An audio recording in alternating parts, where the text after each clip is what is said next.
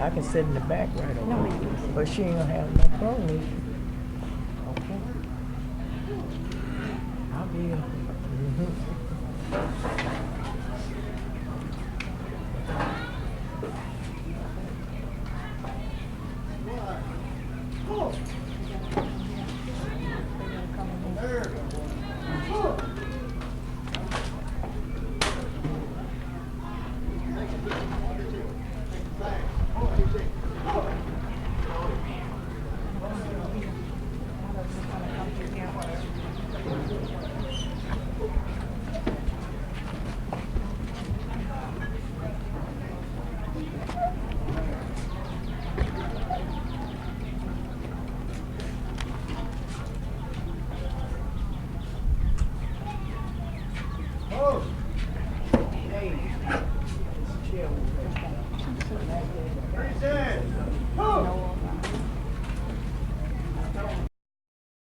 I want to thank you all for being here today on this Memorial Day to honor our fallen.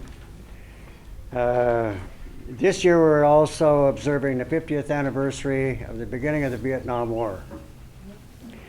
Over 2.5 million men and women served during one of the longest and most intense wars in our history. 58,419 men and 8 women died in Vietnam. 776 were taken and suffered as prisoners of war, and 2,338 are still missing in action. 33,103 that were killed in Vietnam were only 18 years old. My goodness. I remember my family telling me about the nightmares my mother used to have while I was in Vietnam, and how my World War II father would pace the floor during the 6 o'clock news.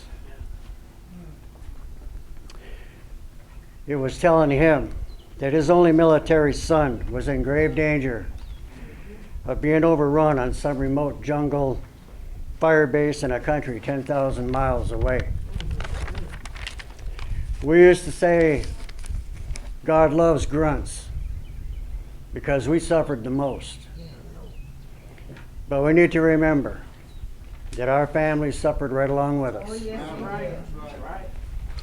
To quote Joe Galloway, the premier photojournalist of the entire Vietnam War, there are some events that are so overwhelming that you can't simply be a witness. You can't be above it.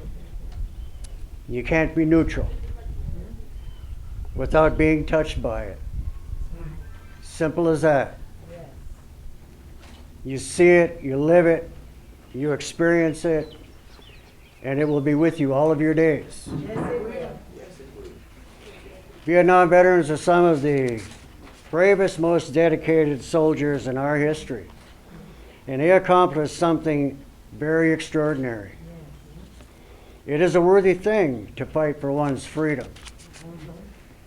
It goes a step further to fight for another man's freedom. We loved our country, but even more, we loved each other. When the chips were down, that is what we really fought for, each other. And the very best thing to come out of that war is that this country will never again mistreat another generation of warriors. That fact alone has made my time in Vietnam very worthwhile. And 74% of all Vietnam combat veterans have said that they would do it all over again, even knowing the outcome.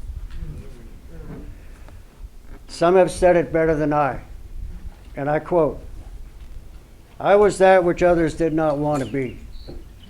I went where others feared to go, and I did what others failed to do. I asked nothing from those who gave nothing, and reluctantly accepted the thought of eternal loneliness should I fail. I've seen the face of terror, felt the stinging cold of fear, and enjoyed the sweet taste of a moment's love. I have cried, I have pained, and I have hoped. But most of all, I have lived times others would say were best forgotten. At least someday, I will be able to say that I was proud of what I was, a soldier.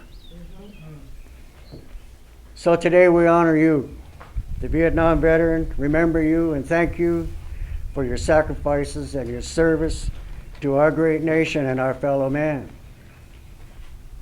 I'd like to leave you with these thoughts.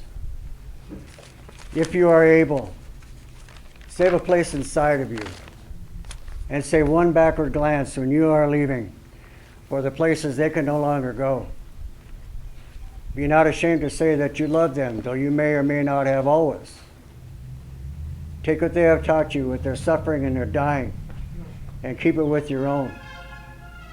And in that time when men decide and feel safe to call war insane, embrace those gentle heroes you left behind.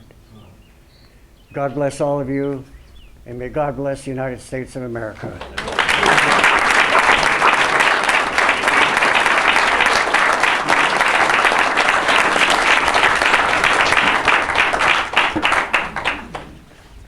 I would like for you all to turn your